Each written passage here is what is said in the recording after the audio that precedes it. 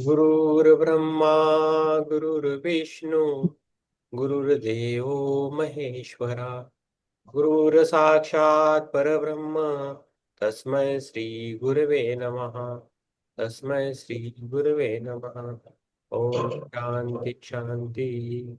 शांति। हमें इतिहास की प्रेयर करना है।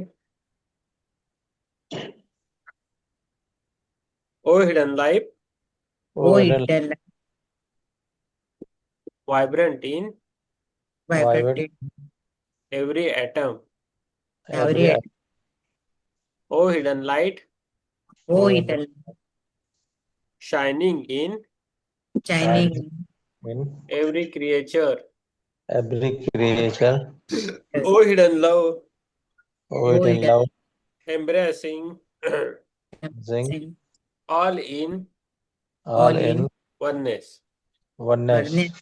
May each May may each each who feels himself who को feels feel as one with thee as as one know he is know no he is also one also also one one with every other. with every other. With. Yes, thank you.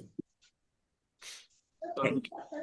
तो हम book कर रहे हैं theosophy के part जो श्री उमाशंकर पांडे जी के है वो हम कर रहे हैं। अभी पेज नंबर आ गए हम 289 289। प्रारंभिक जीव। यस, ठीक है। थोड़ा स्टार्ट करके देता हूँ फिर आप पढ़िए मैम। हाँ, अच्छा अच्छा प्रारंभिक जीवन नेचर स्पिरिट या एलिमेंट उससे थोड़ा रहा था ना। हाँ ओके, हाँ उससे आगे नहीं पढ़ पाए हम ना। यस, इधर ही स्टॉप किया। हाँ। प्रारंभिक जीव नेचर स्पिरिट्स या इलेमेंटल्स। C.W. लेडबिटर अपनी पुस्तक the hidden side of things में कहते हैं प्रकृति आत्माओं नेचर स्पिरिट्स के अध्ययन में हम एक ऐसा साम्राज्य पाते हैं जो मानव साम्राज्य से बिल्कुल अलग है। बिना लिंग के भय से मुक्त अस्तित्व के संघर्ष का क्या मतलब है इस बारे में अनभिज्ञ, फिर भी इसके प्रकटीकरण का अंतिम परिणाम हर तरह से हमारे अपने मार्ग का अनुसरण करके प्राप्त किए गए परिणाम के बराबर है। अपनी पुस्तक दी एजलेस विजडम ऑफ लाइफ में क्लारा कॉन कहती है यह कहा जा सकता है कि कोई भी गतिविधि उसके पीछे किसी प्रकार की चेतना या समझ के बिना नहीं होती। हालांकि जरूरी नहीं है कि वह मानवीय जैसी हो। हम उस अदृश्य जीवन और समझ को नहीं देखते जो बहती हवा या उगते पुलों में होते हैं, लेकिन वह वहां होते हैं। यस, पढ़िए मैम आपकी। ओके। गुप्त विज्ञान का मानना है कि प्रारंभिक जीव एलिमेंटल्स अनिवार्य रूप से एक अमानव सब ह्यूमन समूह है। केवल यह तथ्य कि वे एस्ट्रल क्षेत्र में पाए जा सकते हैं यह संकेत नहीं देता है कि वे विकसित प्राणी हैं, क्योंकि जैसा कि पहले कहा गया है वे अभी भी विकासवादी चरण में नीचे की ओर यात्रा कर रहे हैं। अभी तक भौतिक क्षेत्र में नहीं पहुंचे हैं, न ही उन्होंने ऊपर की ओर विकसित होना शुरू किया। Page number 290। कुछ भौतिक संसार के उस क्षेत्र में पाए जा सकते हैं जो साधारण आंखों के लिए अदृश्य है, जिसे इतरी क्षेत्र के रूप में जाना जाता है। उदाहरण के लिए ग्रोम्स, ब्राउनीज और पिक्सीज वहां सबसे अधिक पाए जाते हैं। सामान्य तौर पर प्रारंभिक जीवों को मोटे तौर पर 4 मुख्य समूहों में विभाजित किया जा सकता है। नंबर 1 पृथ्वी के प्रारंभिक जीव, नंबर 2 जल के प्रारंभिक जीव, नंबर 3 अग्नि के प्रारंभिक जीव और नंबर 4 वायु के प्रारंभिक जीव। ये नेचर का बोला है। ये प्राणी इन 4 तत्वों एलिमेंट में वे पृथ्वी, जल, अग्नि तथा वायु को प्राण युक्त इंसोल करते हैं और इन्हें प्राचीन यागरों द्वारा क्रमश ओम, अंडाइन, सेलामेंडर और सिल्क के रूप में वर्गीकृत किया गया था। पृथ्वी की प्रजाति गोम धरती में और धरती पर काम करते हैं, धरती में परिवर्तन तथा रूपांतरण लाते हैं और एक शक्तिशाली देवता के निर्देशन में रूपों का निर्माण करने में मदद करते हैं, जो देवता रूपों और कार्य के साधन का डिजाइन करता है। अनडायन बहते पानी को जीवंतता और चमक प्रदान करते हैं और सिल्क हवा की धाराओं को निर्देशित करते हैं तथा बादल रूपों का निर्माण करते हैं। ऐसा कहा जाता है कि सभी प्राकृतिक आत्माओं में से सिल्फ सबसे बुद्धिमान और विकसित है। लोकप्रिय लोक कथाओं ने इन प्राणियों को कई नाम दिए हैं, चूंकि अधिकांश ईथर पदार्थ से बने होते हैं, जो भौतिक क्षेत्र का वह हिस्सा है जिसे हम इस तथ्य के कारण नहीं देख पाते हैं कि इसकी परमाणु कंपन की उच्च दर आंखों की सामान्य दृश्य सीमा से परे है।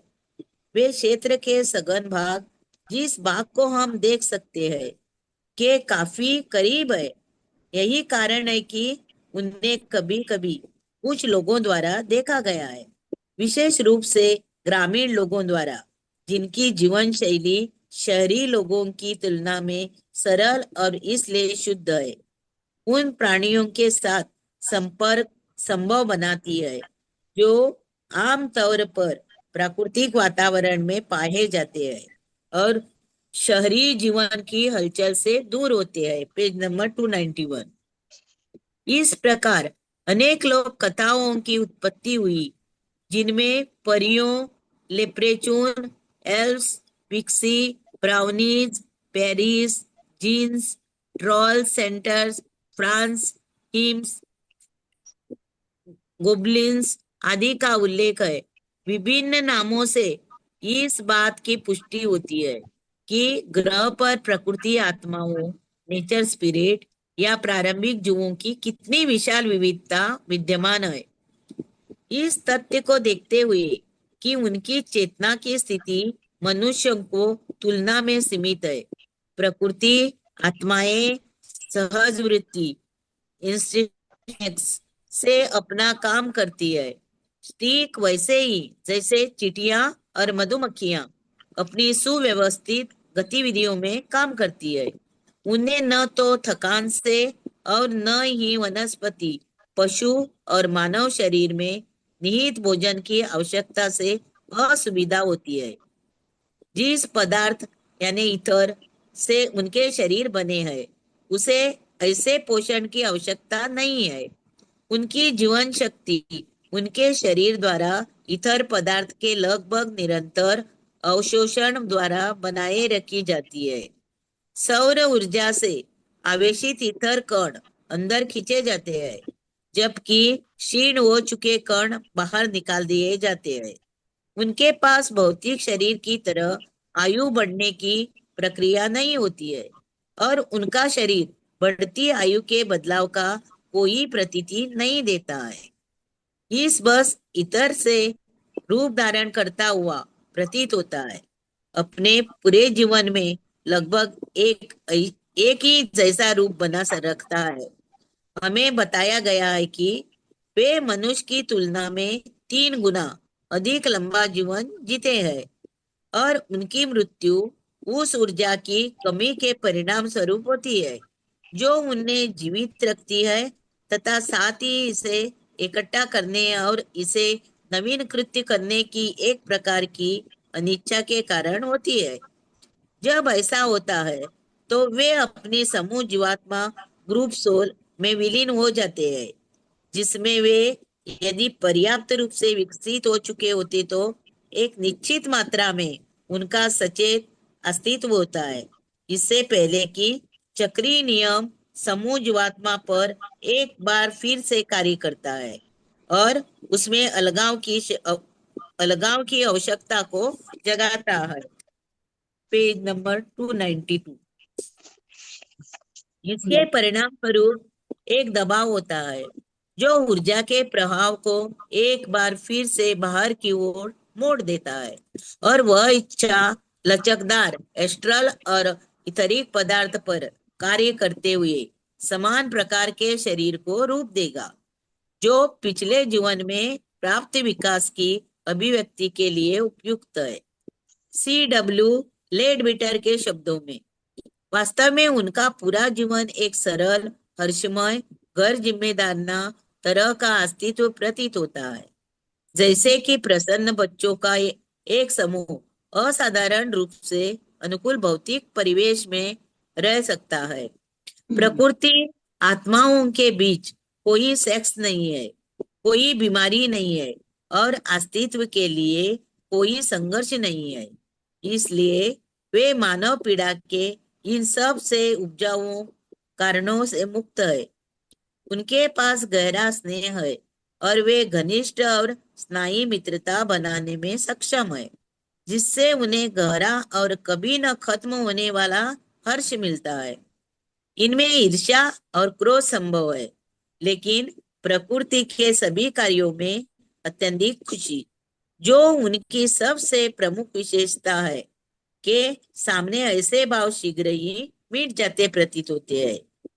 प्रारंभिक जीव जो पहलू अति दृष्टता को प्रस्तुत करते हैं, वह न केवल उनकी विभिन्न प्रजातियों और उनके शरीर के आकार के संदर्भ में, बल्कि उनके रंग में भी काफी भिन्नता होती है। आमतौर पर वे काफी छोटे होते हैं, खासकर वे जो पृथ्वी तत्व से जुड़े होते हैं, लेकिन सैलामेंडर और सिल्फ अभी सभी आकारों में पाए जा सकते हैं।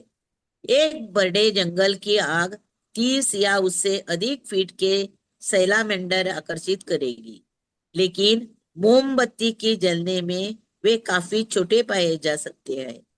दूसरी ओर परियां हमेशा छोटी और नाजुक होती है, जो बड़ी तितलियां का आभास देती है। अधिकांश गोम का आकार 6 से 20 इंच के बीच कहीं भी देखा गया है, हालांकि वे इससे लंबे या छोटे भी हो सकते हैं। उनके रंग से जुड़ी एक विलक्षण विशेषता है उनका निवास ग्रह के भूमध्य रेखीय क्षेत्रों, जहाँ सबसे तेज धूप सबसे अधिक प्रचुर मात्रा में होती है। Page number 293। के जितना करीब होता है प्रारंभिक जीव, उतने ही अधिक रंगीन होते हैं। इसके विपरीत वे ऐसे क्षेत्रों से जितने अधिक दूर होते हैं और ध्रुवों के जितने अधिक करीब होते हैं, उनके रंग उतने ही अधिक हल्के तथा तटस्थ दिखाई देते हैं। उदाहरण के लिए स्कॉटलैंड के गोम्न हले और भूरे, बेल्जियम के नीले और भूरे, और दक्षिणी इटली में पाए जाने वाले गोम्न, जहां उनके रंग चमकीले लाल, सुनहरे पीले, चमकीले हरे, लेवेंडर, फिरोजा नीले आदि होते हैं, के बीच की गई तुलना ने स्पष्ट रूप से इस विशेषता को दर्शाया है। जहां तक मानव जाति के साथ उनके संबंधों का प्रश्न है, C.W. लेडबिटर अपनी पुस्तक दी हिडन साइड ऑफ थिंग्स में इस प्रकार कहते हैं, अधिकांश प्रकृति आत्माएं मानव जाति को नापसंद करती है तथा उससे बचती है, और हम इस पर आश्चर्य नहीं कर सकते। उनके लिए मनुष्य एक विनाशकारी राक्षस की तरह प्रतीत होता है, जो जहां भी जाता है उसे नष्ट और बर्बाद कर देता है। वह उन सभी सुंदर प्राणियों को जिन्हें वे देखना पसंद करते हैं, अक्सर भयानक यातनाओं के साथ बेरहमी से मारता है।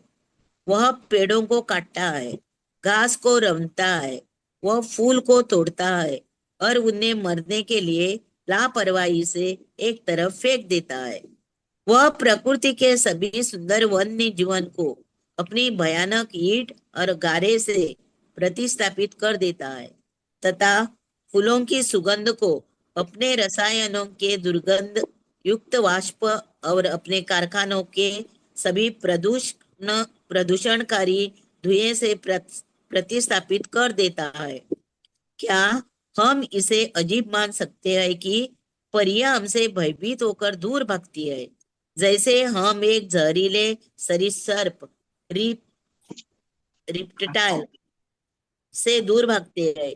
न केवल हम इस तरह से उन सभी चीजों को तबाह करते हैं जो उन्हें सबसे प्रिय है, बल्कि हमारी अधिकांश आदतें और उत्सर्जन उत्सर्जन उन्हें अप्रिय लगते हैं। उनके लिए जो हवा मीठी या सुखद है, उसको हम शराब और तंबाकू के घृणित धुएं से विषाक्त करते हैं। हमारी बेचैन अनियंत्रित इच्छाएं और वासनाएं लगातार एस्ट्रल धाराओं की बाढ़ लाते हैं। Page number 294। जो उन्हें परेशानी करती है और उन्हें वैसी घृणा की भावना देती है जैसे हमें तब होती है जब गंदे पानी की एक बाल्टी हमारे ऊपर उड़ेल दी जाती है। अपनी एक अन्य पुस्तक दी एस्ट्रल प्लेन में लेड विटर कहते हैं। दूसरी ओर ऐसे उदाहरण भी है जिनमें प्रकृति की आत्माओं ने मानो मनुष्य के साथ मित्रता की है और उन्हें अपनी शक्ति के अनुसार सहायता प्रदान की है। यह बात का अभिकथन एस्टरेशन प्रारंभिक जीवों के एक और दिलचस्प पहलू को दर्शाता है। वे चेतना, समझ और शक्ति की डिग्री में व्यक्तिगत रूप से भिन्न भिन्न होते हैं, जैसा कि मनुष्य होते हैं। इसलिए यह मान लेना एक गलती है कि सभी प्रारंभिक जीव अच्छे, मिलनसार और प्रेमपूर्ण स्वभाव के होते हैं, जैसा कि मनुष्य के बीच भी होता है। कुछ बुरे और नीच स्वभाव के भी होते हैं। ब्रह्मांडीय योजना के तहत प्रारंभिक जीवों की भूमिका में वे कार्य शामिल है जो वे भौतिक स्तर के विभिन्न साम्राज्यों, विशेष रूप से वनस्पति साम्राज्य में मौजूद सभी रूपों के निर्माण में करते हैं। ऐसा कोई पेड़, पौधा या फूल नहीं है जिसे उच्च देवों के निर्देशन और रचनात्मक के तहत प्रारंभिक जीवों द्वारा नहीं बनाया गया हो।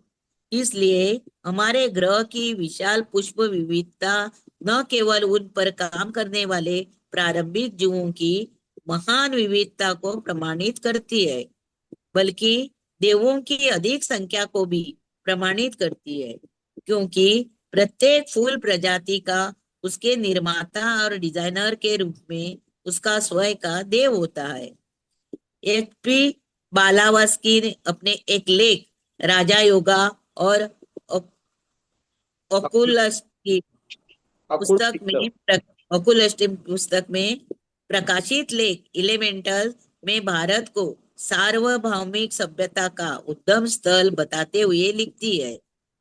ब्राह्मण और उनके सबसे प्रशंसनीय दर्शन फिलोसॉफिक्स अपने देवों को इतनी संख्या और इतनी विविधतापूर्ण उद्दियों से पुकारते हैं कि इन 33 करोड़ देवताओं के लिए केवल उनके नाम और गुणों को रखने के लिए एक पूरी लाइब्रेरी की आवश्यकता होगी। Page number 295।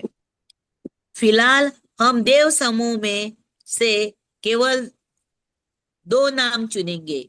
ये सबसे महत्वपूर्ण है, लेकिन प्राचाविदों द्वारा सबसे कम समझे गए हैं। ब्राह्मणों द्वारा अपने रहस्यों को प्रकट करने की अनिच्छा के कारण उनका वास्तविक स्वरूप अस्पष्टता में लिपटा हुआ है। हम केवल देवताओं और पितरों की बात करेंगे। देवता हवाई प्राणी है, उनमें से कुछ मनुष्य श्रेष्ठ है, अन्य निम्न है। इस देव शब्द का शाब्दिक अर्थ है चमकदार, देदीप्यमान, और इसमें विभिन्न डिग्री के आध्यात्मिक प्राणी शामिल है, जिनमें पिछले ग्रहीय अवधियों के अस्तित्व शामिल है, जो सौरमंडल के निर्माण और शिशु मानव समाज के प्रशिक्षण में सक्रिय रूप से भाग लेते हैं। साथ ही साथ अप्रगतिशील इन प्रोग्रेस ग्रहीय आत्माएं जो आध्यात्मिक सत्रों, स्पिरिचुअलिस्टिक सेंसेस में मानव निर्मित देवताओं और यहाँ तक कि मानव इतिहास के मंच पर अभिलिखित पात्रों की नकल करते हैं। देव योनियां ब्रह्मांडी देवताओं की तुलना में निम्न प्रकार के प्रारंभिक जीव है और जादूगर की इच्छा के अधीन है। इस वर्ग में गोमन सिल्क परियां जीन आदि आते हैं। वे तत्वों के जीवात्मा है, प्रकृति में मन मौजी कैप्रिसियस बल इन बल केंद्रों में निहित एक अपरिवर्तनीय नियम के तहत काम करते हैं। अविकसित चेतना और नम्न साचे प्लास्टिक मोल्ड के शरीर के साथ, जिन्हें उस मनुष्य की चैतन्य या अचैतन्य इच्छा के अनुसार आकार दिया जा सकता है, जो स्वयं को उनके साथ तालमेल में रखता है। ये प्राणी कभी मनुष्य नहीं रहे हैं, लेकिन अब से असंख्य युगों में मनुष्य के रूप में विकसित हो जाएंगे। वे 3 निचले साम्राज्यों से संबंधित है और अपनी खतरनाक प्रकृति के कारण रहस्यों से संबंधित है। आईबीड 107। Yes, thank you ma'am, thank you, thank you ma'am. Yes, Chitra ma'am आप पढ़िए। अच्छा पढ़ा मैम, बहुत अच्छा। पालने वाले जीव कौन से हैं? 296 ये हाँ, पेज नंबर। यस, आत्मवंदन सबको। हाँ, यस। पितृ पितर लोग वर्तमान जीवित मनुष्यों के पूर्वज नहीं हैं, बल्कि आदिम मानव प्रजाति के पूर्वज हैं। मानव जातियों की आत्माएं जो अवरोही विकास के महान पैमाने पर हमारी मानव जातियों से पहले थीं और शारीरिक रूप से साथ ही आध्यात्मिक रूप से हमारे आधुनिक बौनों से कहीं बेहतर थी। मानव धर्मशास्त्र में उन्हें चंद्र पूर्वज कहा जाता है। वे मानव विकास के साथ निकटता से जुड़े हुए हैं। चंद्र और सौर देव हैं, क्योंकि चंद्र पितरियों के चौथे परिक्रमा काल फोर्थ राउंड में पहली प्रजाति के सांचा या मॉडल के रूप में अपनी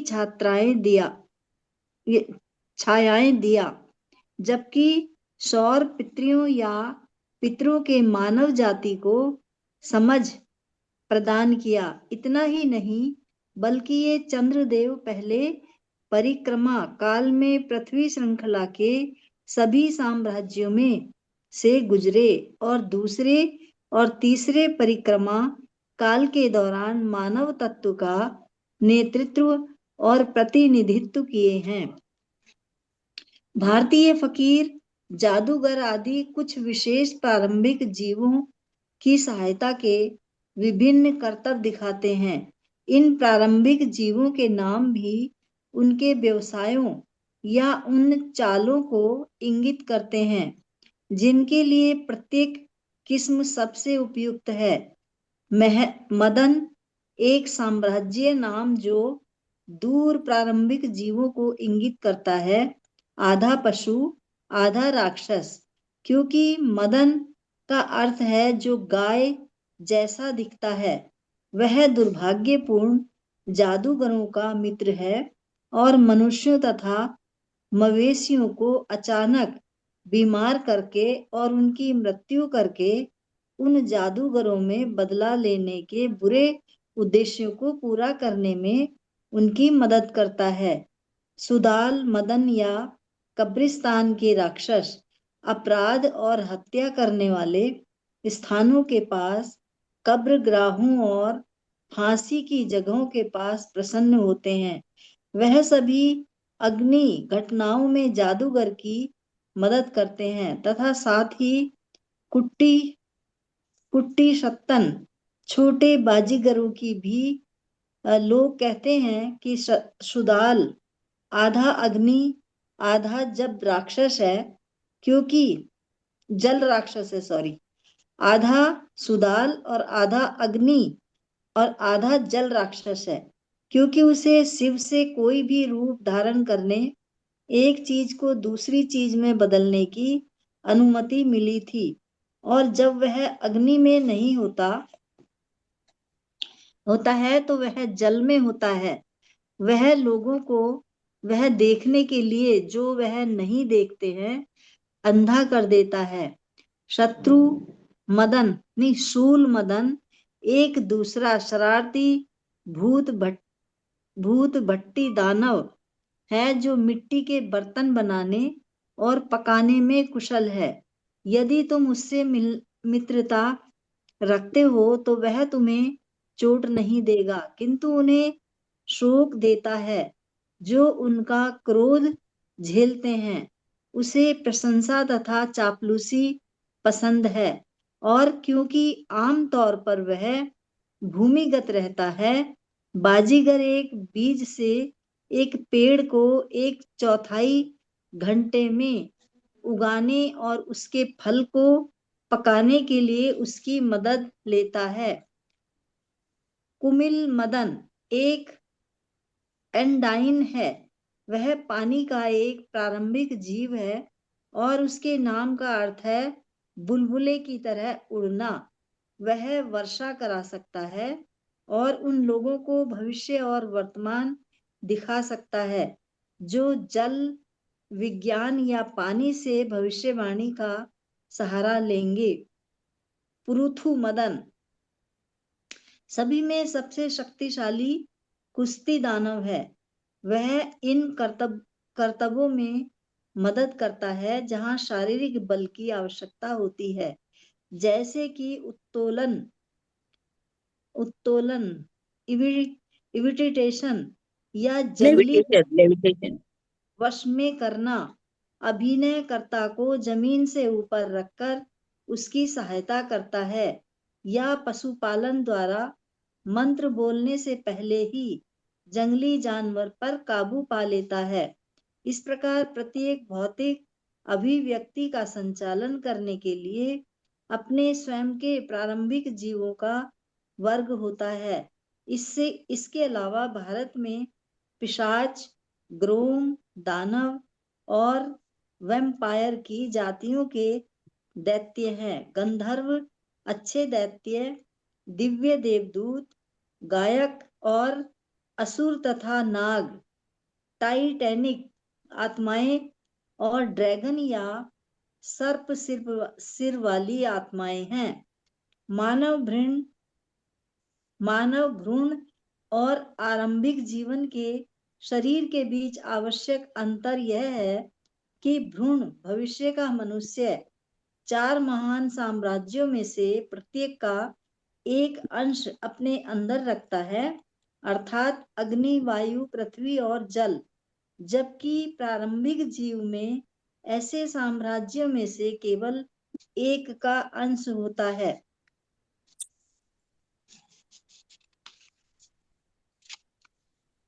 पेज 298 के लिए सैलामेटर का अग्नि प्रारंभिक जीव में आदिम अग्नि का केवल एक अंश होता है और कोई अन्य नहीं। मनुष्य उनसे उच्चतर है, इसलिए विकास का नियम उसमें चारों तत्वों को पाता है। प्रारंभिक जीव वास्तव में प्रत्येक पदार्थ में एक दूसरे के बीच में मौजूद होते हैं, ठीक वैसे ही जैसे आध्यात्मिक संसार भौतिक संसार में मौजूद है। एक अन्य वर्ग उन प्रारंभिक जीवों का है जो वर्तमान मनवंतर में कभी भी मानव के रूप में विकसित नहीं होंगे, लेकिन अस्तित्व की सीढ़ी के एक विशिष्ट चरण पर होते हैं और उन्हें उचित रूप से प्रकृति आत्माएं या प्रकृति के ब्रह्मांडीय एजेंट कहा जा सकता है, जिनमें से प्रत्येक अपने तत्व तक सीमित है और कभी भी दूसरों की सीमाओं का उल्लंघन नहीं करता है। पूर्वी कबालिस्टों और पश्चिमी रूजीक्रूसियन तथा क्रीमियागरों की शिक्षाओं में उन्हें पृथ्वी, वायु, अग्नि और जल के 4 साम्राज्यों में और उनसे विकसित प्राणियों के रूप में वर्णित किया गया है। और उन्हें क्रमशः ग्रोम, सिल्क, सैलामेंडर और अंडाइन कहा जाता है।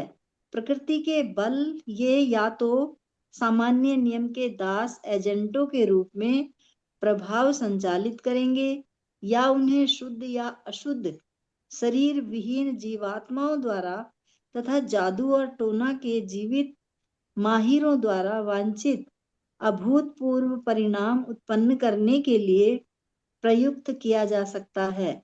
ऐसे प्राणी कभी मनुष्य नहीं बनते। माना जाता है कि इस वर्ग में मनुष्य के 3 मुख्य गुणों में से केवल एक ही गुण होता है। उनमें ना तो अमर आत्मा होती है और ना ही मूर्त शरीर, केवल एस्ट्रल रूप होते हैं, जो एक विशिष्ट डिग्री तक उस तत्व का हिस्सा होते हैं जिससे वे संबंधित होते हैं, और साथ ही इथर का भी वे एक उदात्त पदार्थ और एक अल्प विकसित मन से संयोजन है। कुछ कई चक्रों तक अपरिवर्तित रहते हैं, लेकिन फिर भी उनकी कोई अलग व्यक्तित्वता नहीं होती। वे सामूहिक रूप से कार्य करते हैं। ऐसा कहा जा सकता है, कुछ तत्वों और प्रजातियों के अन्य प्रारंभिक जीव एक निश्चित नियम के तहत रूप बदलते हैं। वे हमारी भौतिक दृष्टि से बोधगम्य होने के लिए पर्याप्त रूप से अमूर्त होते हैं, लेकिन आंतरिक या अतीन्द्रिय दृष्टि से पहचाने जा सकते हैं। वे न केवल मौजूद हैं और सभी ईश्वर में रह सकते हैं, बल्कि भौतिक प्रवाहों के उत्पादन के लिए वे प्रयुक्त और निर्देशित कर सकते हैं, जैसे कि हम वायवीय पनेयुमेंटिस और हाइड्रोलिक उपकरणों द्वारा उसी उद्देश्य के लिए हवा या पानी को संपीड़ित कर सकते हैं जिस कार्य में उन्हें मानव प्रेतों ह्यूमन एलिमेंटरिस या खोल सेल द्वारा आसानी से मदद मिलती है। इससे भी अधिक वे इसे इतना सघन कर सकते हैं कि अपने लिए मूर्त शरीर बना सके, जिसे वे अपनी परिवर्तनशील शक्तियों से अपनी इच्छा अनुसार रूप दे सकते हैं, तथा इसके लिए वे उन चित्रों को अपना आदर्श बना सकते हैं जो उन्हें उपस्थित व्यक्तियों की स्मृति में अंकित मिलते हैं। यहूदी कवाला में प्रकृति आत्माओं को शोदिम के सामान्य रूप से जाना जा सकता है और उन्हें 4 वर्गों में विभाजित किया गया था। हिंदू उन्हें भूत और देव कहते हैं और फारसी उन सभी को देव कहते हैं। भारतीय देव समूह में विभिन्न प्रकार की आत्माओं की कम से कम 33 करोड़ संख्या है, जिनमें प्रारंभिक जीव भी शामिल हैं, जिनमें से कुछ को ब्राह्मणों ने दैत्य कहा है। प्रारंभिक जीव केवल ईश्वर पदार्थ के प्राणी हैं, गैर जिम्मेदार और ना तो अच्छे और ना ही बुरे, जब तक कि वे किसी उच्च समझ वाले प्राणी से प्रभावित न हों। क्लेमेंट टिप्पणी करते हैं कि उन्हें क्लेमेंटल्स को शैतान कहना बेतुका है, क्योंकि वे केवल निम्न देवदूत हैं। वे शक्तियां जो तत्वों में निवास करती हैं, हवाओं को चलाती हैं और वर्षा वितरित करती हैं, और इस तरह वे ईश्वर के प्रतिनिधि या एजेंट और उनके अधीन हैं।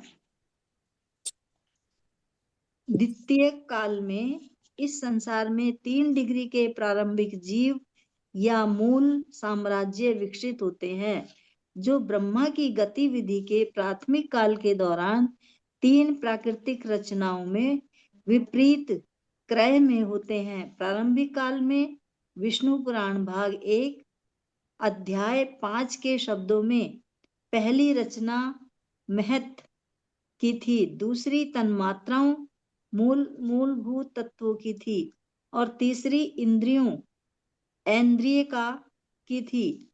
द्वितीय काल में प्रारंभिक जीव बलों का क्रम से इस प्रकार है। नंबर 1 समझ और शारीरिक बल के नवजात केंद्र। नंबर 2 मूलभूत तत्व स्नायु बल नरू फोर्स। नेवरे एप्रिसिएशन। फिरेसी और नंबर 3 है नवजात अभिमूल्यन जो Nascent निचले appreciation। साम्राज्य का महत्व है, जो निचले साम्राज्य का महत्व है।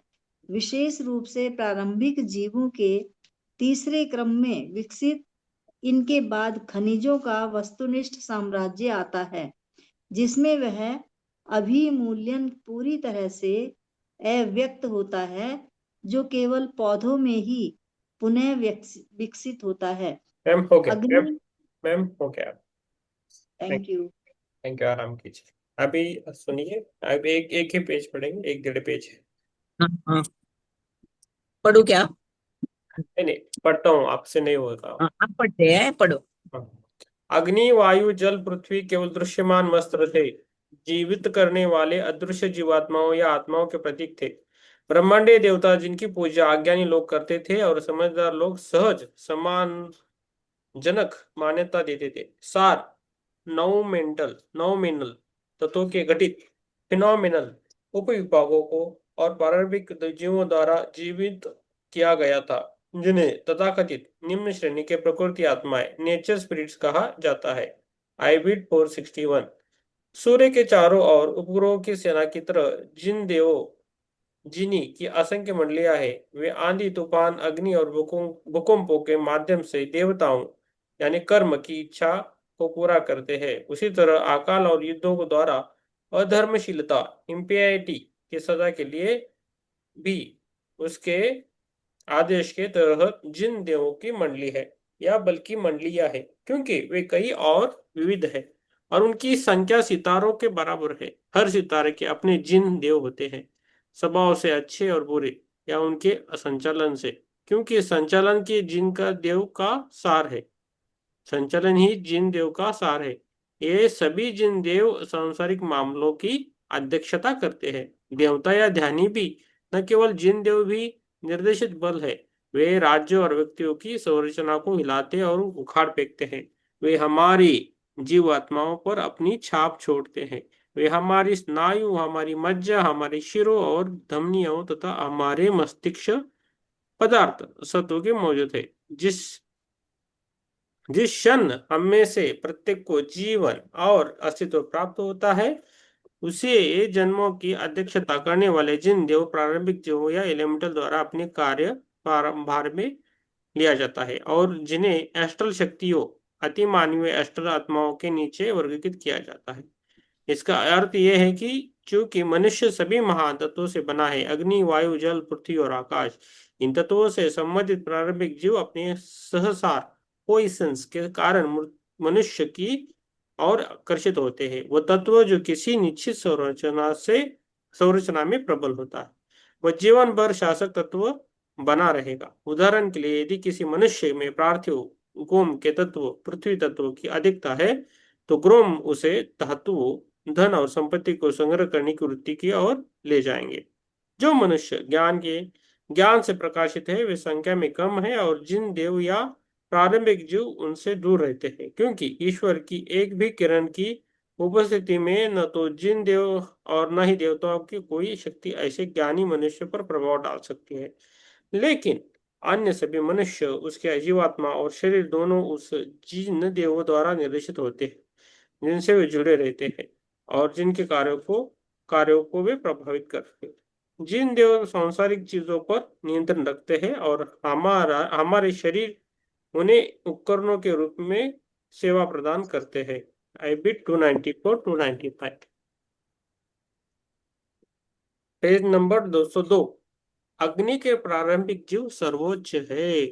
अग्नि के प्रारंभिक जीवों में इस तल पर कोई चेतना नहीं होती, वे बहुत ऊंचे होते हैं, जो अपने स्वयं के सूत्र की दिव्यता को प्रतिबिंबित करते हैं। अन्य प्रारंभिक जीवों में स्थल पर चेतना होती है, क्योंकि मनुष्य और उसकी प्रकृति को प्रतिबिंबित करते हैं। पहले दिव्य अवस्थित चाउटिक विचार अग्नि तत्व है। जब वे पृथ्वी पर होते हैं तो वे सैलामेंडर या निचली अग्नि प्रारंभिक जीवों के रूप में ज्वाला में उड़ते हुए जाते हैं। हवा में हमारे विचारों, जिन्हें वे पकड़ सकते हैं, के अलावा लाखों जीवित और सचेत प्राणी हैं। अग्नि प्रारंभिक जीव दृष्टि की इंद्रिय से संबंधित है और अन्य सभी इंद्रियों के प्रारंभिक जीवों को अवशोषित करते हैं। इस प्रकार दृष्टि के माध्यम से आप महसूस करने, सुनने, स्वाद लेने आदि की चेतना प्राप्त कर सकते हैं, क्योंकि सभी दृष्टि की इंद्रिय में समाहित है। सुरक्षात्मक विभिन्नता, जैसे कि कीड़ों और जिस पर वे भोजन करते हैं, के रंग की समानता, जो प्रारंभिक जीवों का काम बताया गया है। इsoteric इंस्ट्रक्शन 235-36। प्रारंभिक जीवों में जानवरों जैसी सहज वृत्ति, इंस्टिंक्ट होती है। हालांकि स्लिप्स स्लिप्स वायु के प्रारंभिक जीव दुनिया की सबसे दुष्ट चीजें के लिए संवाद करना संभव है, लेकिन उन्हें संतुष्ट करने की आवश्यकता है। तो यहाँ रुकेंगे हम। पेज नंबर 947 हो गया। देखिए कितना है। गतिविधि भी पढ़ सकते हैं, निम्न और उच्च देव भी पढ़ सकते हैं, लेकिन हो जाएगा, 2-3 दिन में खत्म करेंगे इसको। अभी 2 मैडम आ गए तो खत्म हो जाएगा फटाफट, पहले नहीं जाता था पास। ओके, 947 है। चलो चलो, ये अभी ठंडी खत्म हुई है, और अभी ये समर आ रहा है, तो हमारे बॉडी में चेंजेस होते हैं, बाद में थोड़ी ये होते चेंजेस होने लगते हैं। तो थोड़ा आराम करे, पानी पिया करे, और खाना है वो नॉर्मल से थोड़ा कम खाए तो अच्छा रहेगा। जो ध्यानी है ना, उनको कम खाना चाहता है एक्चुअली। पहले पहले ज्यादा जाता है, पहले पहले ज्यादा जाता है खाना, क्योंकि वो जो मिनरल है ना, हमारा शरीर ध्यान के लिए अच्छा होने के लिए, उसके बाद हमें खाना कम लगता है। ठीक है। यस। हिरल जी कुछ ये बैठी गाड़ी में है ना, ट्रैवल कर रही है। यस। चलो, तो गतिविधि के क्षेत्र है, देव की श्रेणियां है, बस हो जाएगा। तो ये संडे सैटरडे सैटरडे तक खत्म हो जाएगी बुक, और दूसरी हम बोलेंगे। दूसरे आज भेज देता हूँ मैं, आज ही भेज, है ना। तो ध्यान कर लिए बैठेंगे।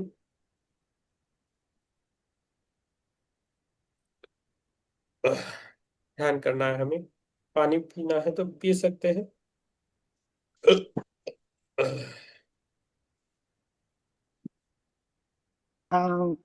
प्रीतम सर, हम्म। हम्म। कितना टाइम हम ध्यान करेंगे अंदाजे? आधा घंटा तो रहता है। अच्छा, बीच में उठ सकती हूँ क्या? नहीं? उठ सकते हैं, कुछ प्रॉब्लम नहीं। क्योंकि मृगाक्षी अभी आ रही है, वो दिल्ली से आ रही है, वो बीच में है रास्ते पे, आई थिंक कहाँ तो भी। हम्म। तो घर आने तक शायद, अगर मुझे उठना पड़ा तो वैसे मैं फोन पे उनको बोलूंगी। हाँ ठीक है, हाँ, नो प्रॉब्लम। तो इसलिए मैं देख रही थी कि कब मेडिटेशन, क्योंकि आज थोड़ा लेट हुआ ना मेडिटेशन का, आई थिंक। नहीं, अभी है, टाइम है, हाँ, 9:50 ठीक है। हो गए। अच्छा, ओके, तो फिर मैं बैठूंगी क्योंकि मुझे बैठना है इसलिए। Okay, thank you. Okay okay okay. चलो, ध्यान के लिए बैठे, अपना अपना कैमरा ऑन रखे, ध्यान के लिए बैठना है। हो सके तो कैमरा ऑन रखे। यस। और म्यूट रखे, कैमरा ऑन रखे, और ऑडियो म्यूट रखना है, नहीं तो आवाज आता रहता है। यस, अभी हो गया। यस, आराम से बैठना है, थोड़ा अलग ध्यान करेंगे। यस, थोड़ा इफेक्टिव ध्यान करेंगे। आराम से बैठे और खुद की सांसों को देखना है, और खुद की सांसों को देखते रहना है। विरल जी, आपसे जितना होता है उतना कीजिए, डोंट वरी। आराम से बैठना है ध्यान के लिए, आराम से बैठना है, शांत बैठना है, और धीरे धीरे अपनी सांसों को महसूस करना है। धीरे धीरे अपनी सांसों को महसूस करना है।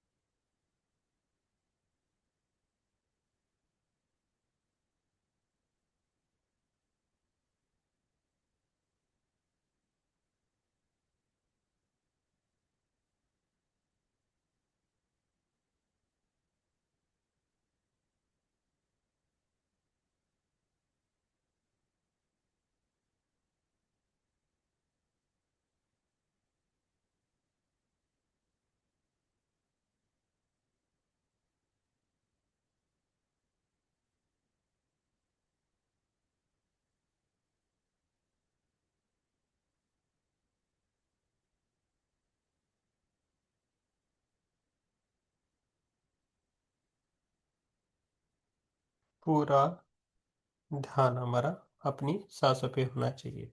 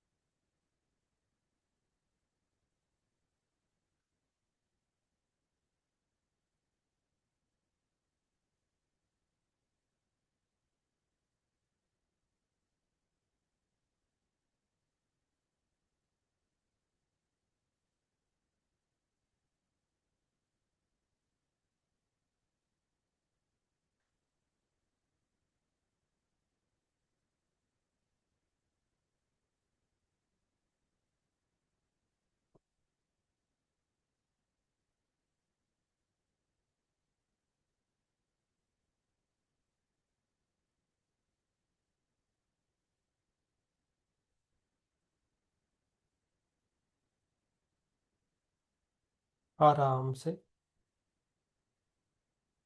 अपनी सांसों को देखना है।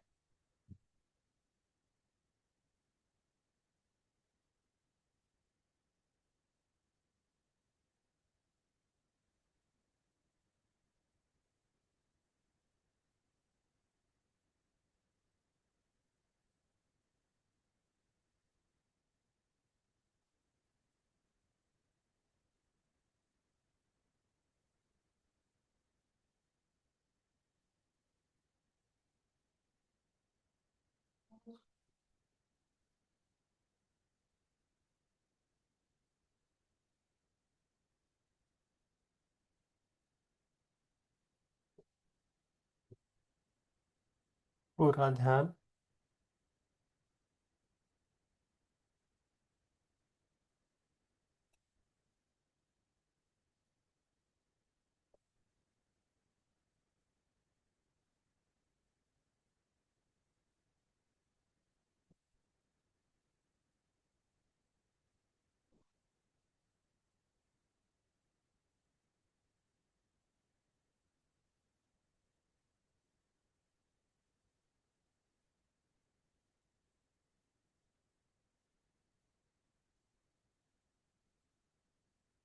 रोज रहो।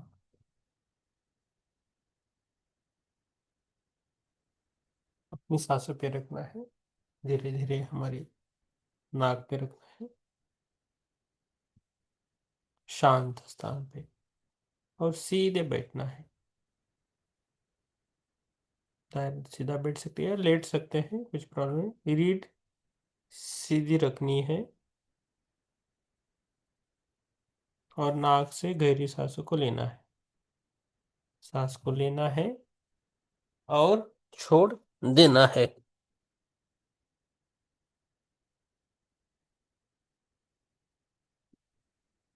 मन में दोहराना है, मैं शांत हूँ, मैं स्थिर हूँ, मैं सजग हूँ। हर श्वास के साथ हमारा शरीर जो है वो ढीला हो रहा है, रिलैक्स हो रहा है। पैर शीतल हो रहे हैं, धीरे धीरे हमारे पैर शीतल हो रहे हैं, हमारे घुटने शीतल हो रहे हैं, हमारा पेट शीतल हो रहा है, हमारी छाती शीतल हो रही है, हमारे कंधे शीतल हो रहे हैं, हमारा चेहरा शांत हो रहा है, हमारा पूरा शरीर रिलैक्स हो रहा है, हमारा मस्तिष्क रिलैक्स हो रहा है। अभी मन में बोलना है, मैं सुरक्षित हूँ, मैं सुरक्षित हूँ, मैं शांत हूँ, मैं शांत हूँ, मैं स्वस्थ हूँ, मैं स्वस्थ हूँ, मैं स्थिर हूँ, मैं स्थिर हूँ।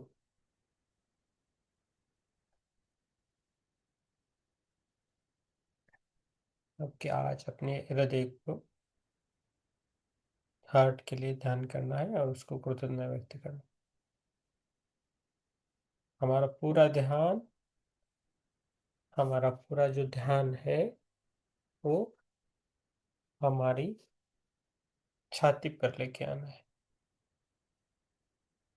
छाती के मध्य पर लेके आना है। वहां एक कोमल सुनहरा प्रकाश देखना है। हमारे हार्ट के उधर एक कोमल सुनहरा प्रकाश देखना है। वो प्रकाश प्रेम, करुणा और जीवन ऊर्जा से भरा है।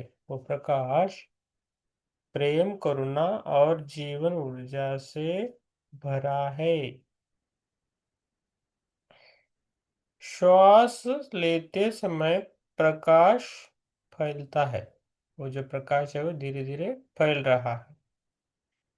श्वास लेते समय वो प्रकाश फैल रहा है। हमारे पूरा फोकस हमारे चेस्ट एरिया में रखना है, मध्य में।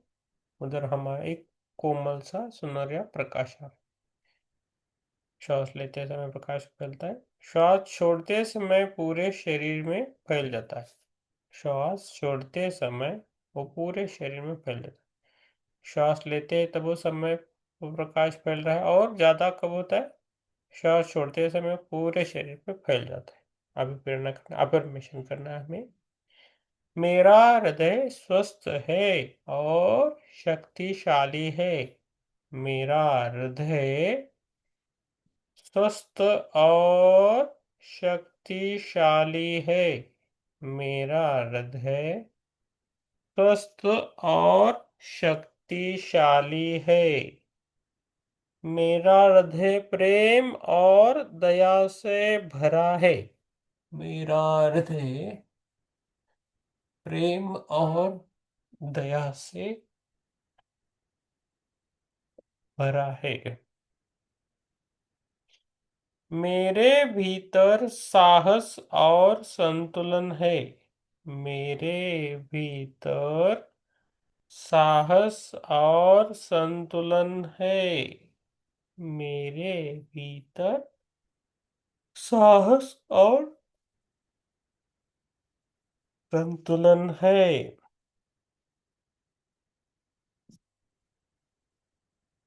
सांस को लेना है और छोड़ देना है। मेरे हृदय, मेरे प्रिय हृदय, तुम निरंतर मेरे लिए कार्य करते हो। मेरे हृदय, मेरे प्रिय हृदय, तुम निरंतर मेरे लिए कार्य करते हो। तुम्हारी धड़कन मेरे जीवन की लय है। तुम्हारी धड़कन मेरे जीवन की लय है।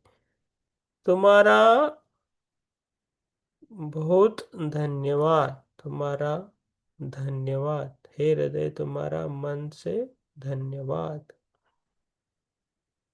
उसी कृतज्ञता की गर्माहट में हमें अनुभव करना है। श्वासों पे थोड़ा ध्यान दे, श्वास को लेना है और छोड़ देना है, उसी अवस्था में थोड़ी देर रहना है।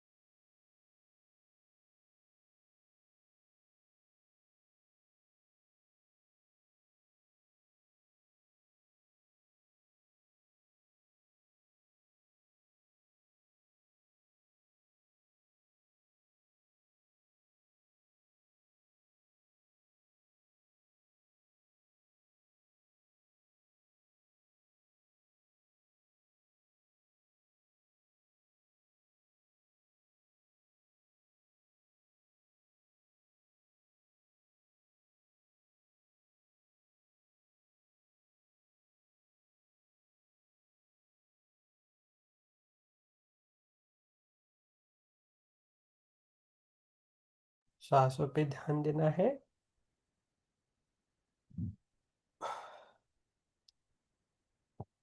अभी हमारा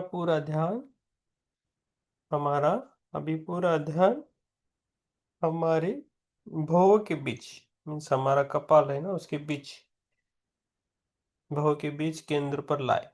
वहां उज्जवल सफेद नीला प्रकाश चमक रहा है।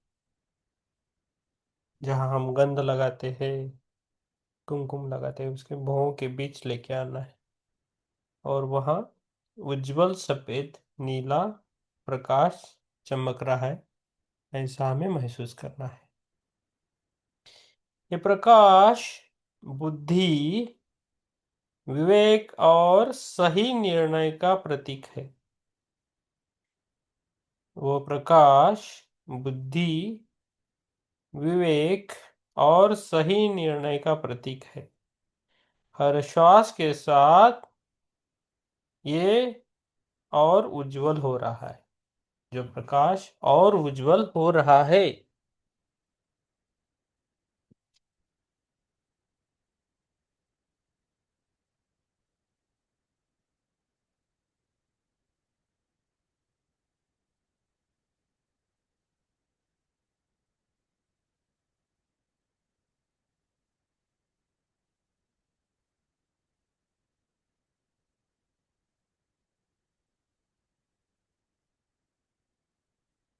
ये प्रकाश बुद्धि, विवेक और सही निर्णय का प्रतीक है।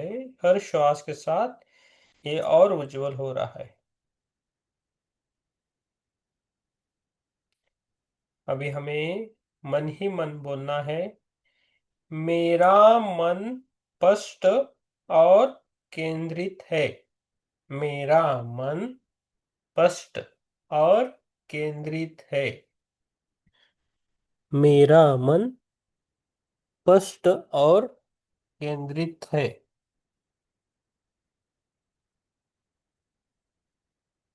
मैं सही समय पर सही निर्णय लेता हूँ। मैं सही समय पर सही निर्णय लेती हूँ। मैं सही समय पर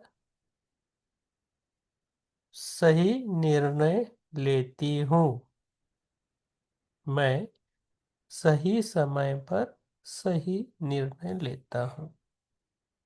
मेरी सोच शांत और सटीक है। मेरी सोच शांत और सटीक है।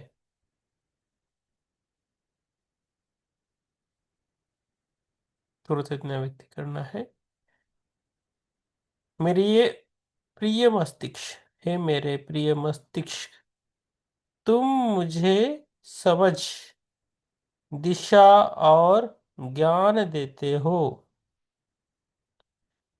हे प्रिय मस्तिष्क, तुम मुझे ज्ञान, दिशा और समझ देते हो। तुम्हारा बहुत धन्यवाद। तुम्हारा धन्यवाद।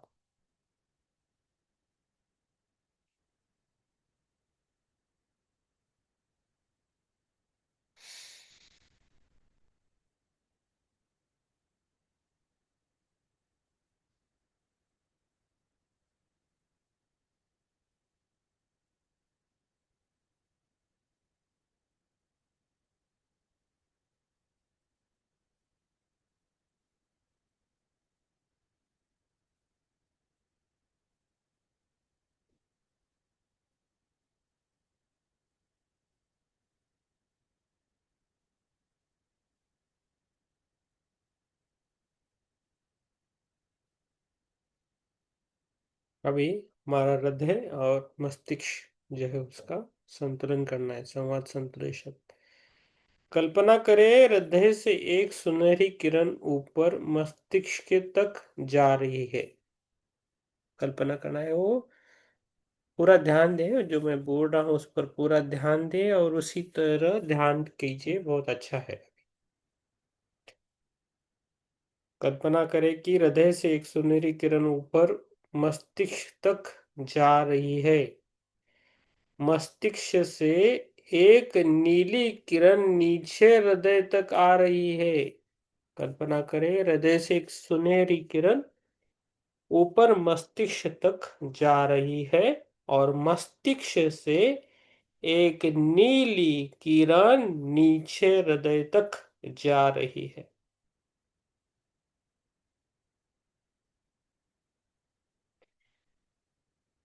मस्तिष्क से एक नीली किरण नीचे हृदय तक आ रही है। दोनों किरणें मिलकर एक संतुलित प्रकाश बना रही है।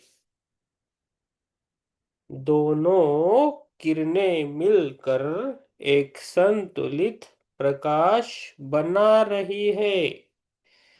हृदय भावना दे रहा है।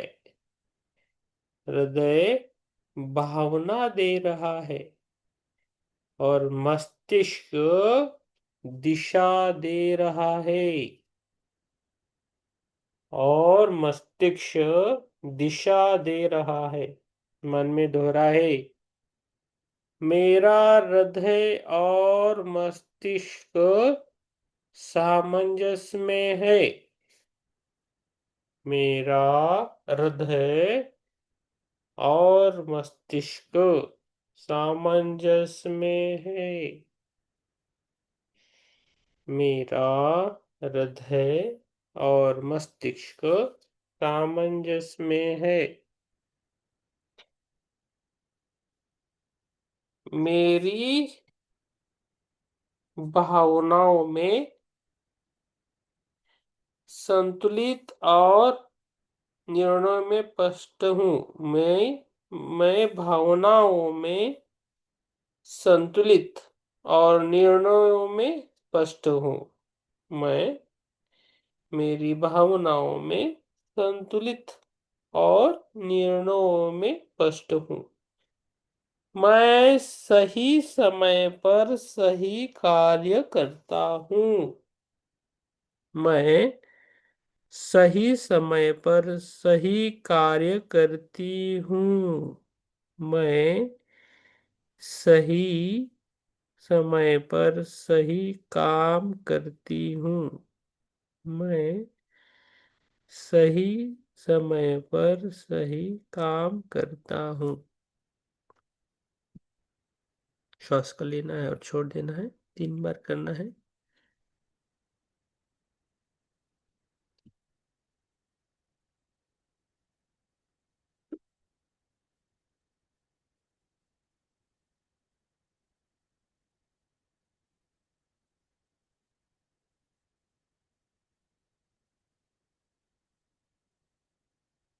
बुध ग्रह और उसकी संचार शक्ति पर हमें ध्यान करना है।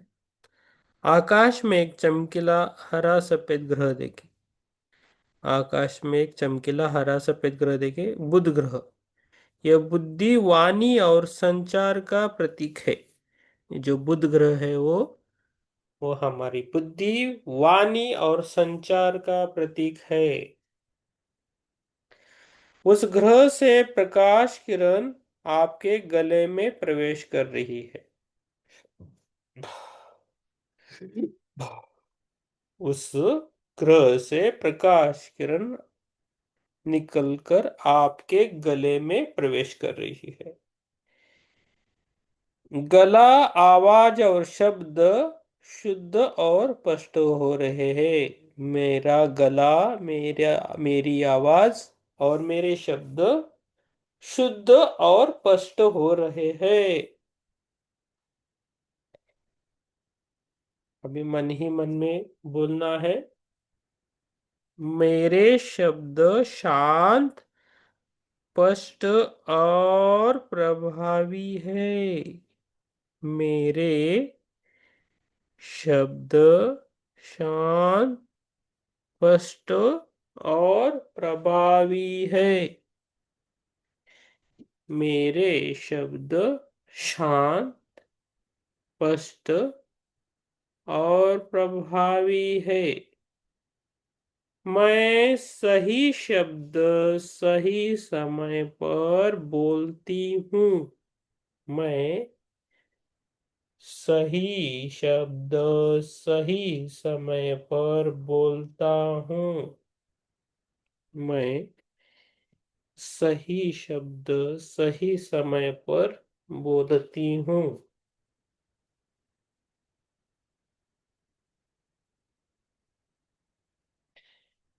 मेरा संवाद सकारात्मक और समझदार है। मेरा संवाद सकारात्मक और समझदार है।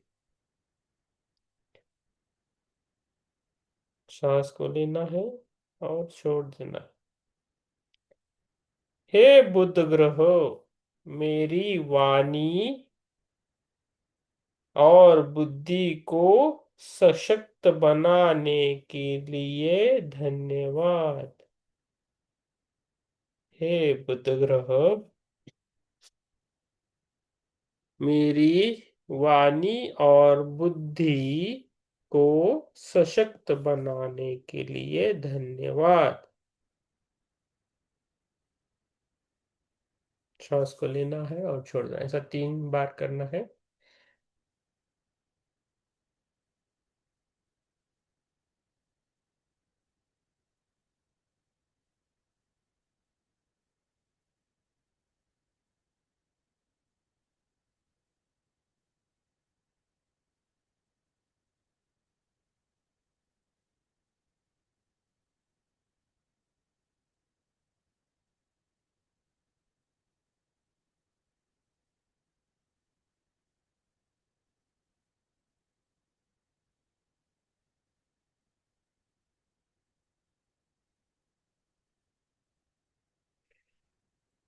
अभी सही समय पर सही कर्म। अपने जीवन की किसी परिस्थिति की कल्पना करें जहां निर्णय लेना है।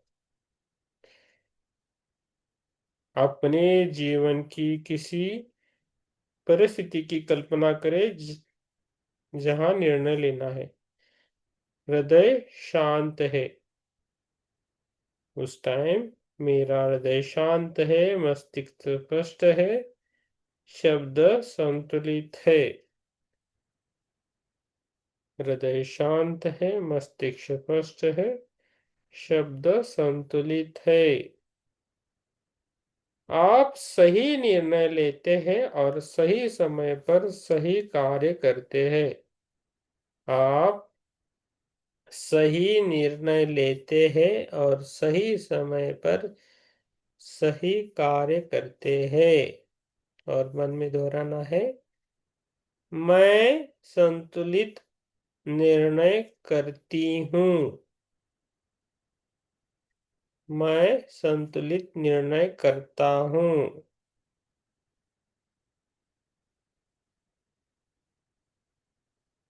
मैं आत्मविश्वासी हूँ। मैं आत्मविश्वासी हूँ। मैं आत्मविश्वासी हूँ। मैं सही समय पर सही कदम उठाता हूँ। मैं सही समय पर सही कदम उठाता हूँ। मैं सही समय पर सही कदम उठाती हूँ।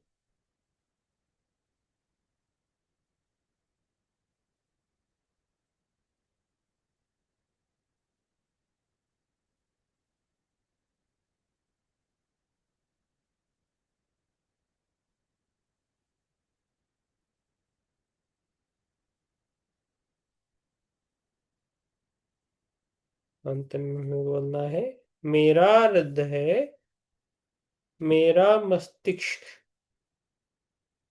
और मेरी वाणी संतुलित है।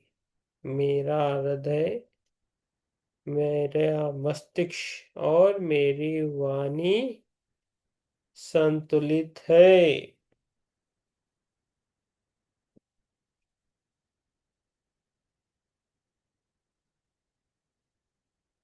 मैं सुरक्षित हूँ। मैं सुरक्षित हूँ।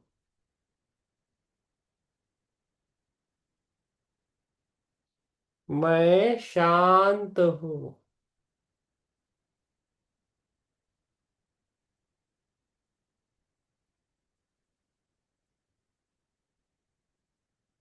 मैं शांत हूँ।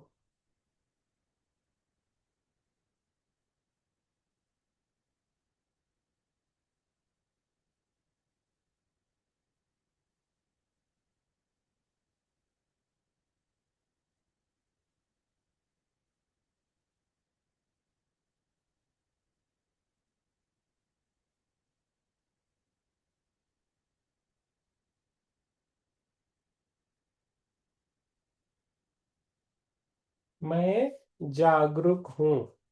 मैं जागरूक हूँ। मैं समर्थ हूँ। मैं समर्थ हूँ।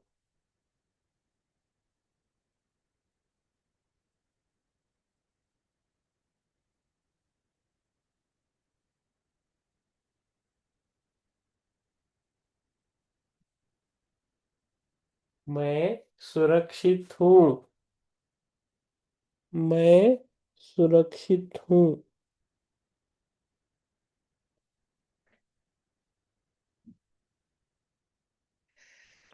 मैं जागरूक हूँ। मैं जागरूक हूँ।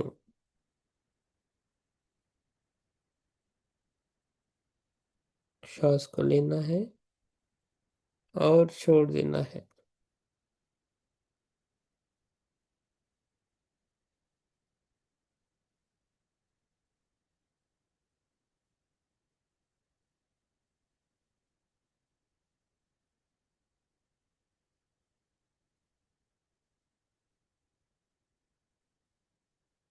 मैं भी ग्रेटिट्यूड देना है। पहला खुद के लिए ग्रेटिट्यूड देना है। थैंक यू बोलना है। खुद के लिए थैंक यू बोलना है। खुद को सांसों को धन्यवाद बोलना है।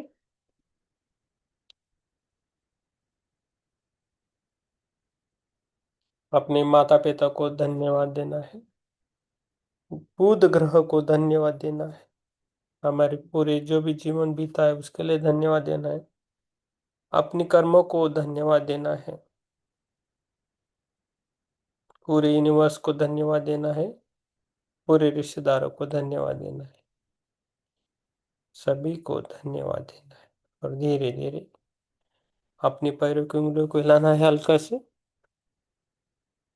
अपनी हाथों की उंगलियों को हल्का सा हिलाना है और धीरे धीरे खोल के अपने आंखों पर दोनों हाथ रखना है 5 सेकंड के लिए। 5, 4, 3, 2, 1, 0।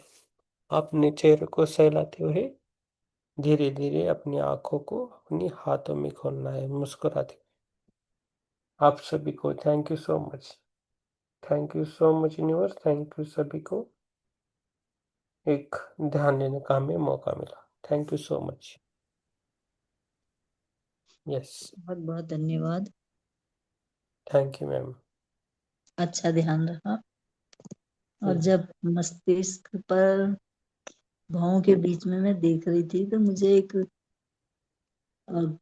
तेज प्रकाश का गोला दिखाई दिया। वो वेरी गोला मस्तिष्क में था।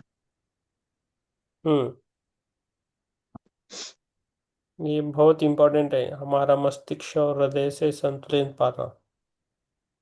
हाँ जी। हजारों साल लगते हैं। हजारों साल बन लगे रहे हमारा जुड़ गया तो बहुत अच्छा हो जाए। Yes thank you ma'am. Thank you Chitra ma'am. Thank you ma'am. अभी जब मैं अपने हृदय पे ध्यान दे रही थी तो मुझे वो दर्द महसूस नहीं हो रहा था जो परमानेंटली बना हुआ दर्द है। मुझे याद ही नहीं आया आप क्या। मैं खाली डायरेक्टली हो गया हृदय का। वो अपने आप ही हो गया। हाँ अपनी आप हो गया। Thank you. Thank you. Thank you ma'am. परवा आपल्या घरी परवा आपल्या थैंक यू। धन्यवाद सर अच्छा होगा ध्यान okay thank you ma'am. Thank you सभी आ को गई ये। मृगाक्षी भी आ गई दिल्ली से हो गया उसका सब Yes. Very good very good. Yes thank you ma'am. आप सभी का अनुरोध है कि आप ग्रुप में डालें। आपको जो भी लगा जो भी ज्ञान मिला ध्यान जो भी लगता है वो ग्रुप में डालें। ओके ओके तो सभी को समझ में आएगा। Thank you ma'am. Yes Yogita ji बोलिए। Yogita ji. Thank you sir. बीच में मेरे को कोई किसी का तो फोन आ रहा था तो मैंने आँख खोली नहीं थी शायद वो मोबाइल गिर गया तो क्या हाँ करा। यस आपने अपने कर्म है। हाँ, तो मैंने आँखें खोली ही नहीं सर वो शायद फोन आ रहे जा रहे था उठाया ही नहीं। ठीक है, मेरा कैमरा ऑफ। नेक्स्ट टाइम से फोन को थोड़ा ये साइलेंट करके रखो। साइलेंट पे ही फोन है सर मेरा। Okay, very, yes, yes, thank you. Yes, Vrushali ma'am बोला, वृशाली मैम, चल Muruga. Yes, Vrushali ma'am, okay, छान, हाँ, बारीक आवाज आहे, एकदम एकदम हळू येते. ओके,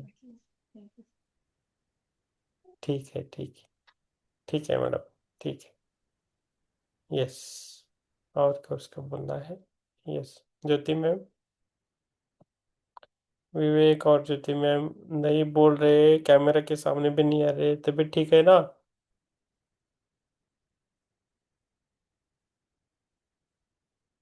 विवेक और ज्योति मैम, यस, आगे कौन है? यस, सुप्रिया मैम, नींद, मोहन सर। आत्मवंदन विवेक, ध्यान अच्छा रहा सर, थैंक यू सर। ठीक आहे ना विवेक सगळं? हाँ।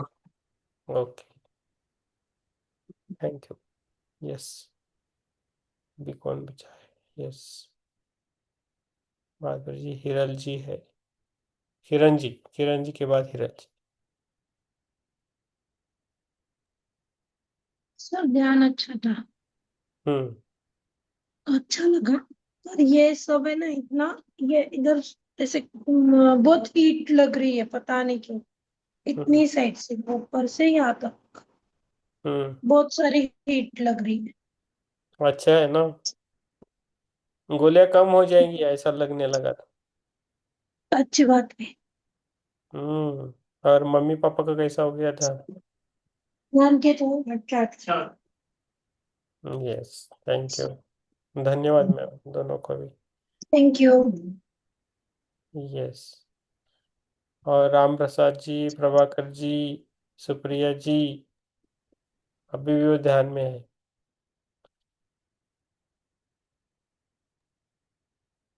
ध्यान ठीक रहा, हम्म ध्यान अच्छा रहा। Okay, thank you, thank you sir, thank you. Yes, Ram Prasad ji और सुप्रिया जी अभी भी ध्यान में है। 10:30 बज गए, ठीक है, इधर हम रुकते हैं, कल मिलेंगे फिर। सभी को शुभ रात्रि, सुप्रिया मैम और राम प्रसाद जी को शुभ रात्रि, और सभी को धन्यवाद और शुभ रात्रि। सबने अच्छा किया ध्यान आज, अभी भी कुछ लोग ध्यान में है। यस, शुभ रात्रि, धन्यवाद सर। धन्यवाद मॅडम, धन्यवाद। यस, शुभ रात्रि सगळ्यांना, सगळ्यांना शुभ रात्रि। यस, थैंक यू सभी को, कल मिलेंगे।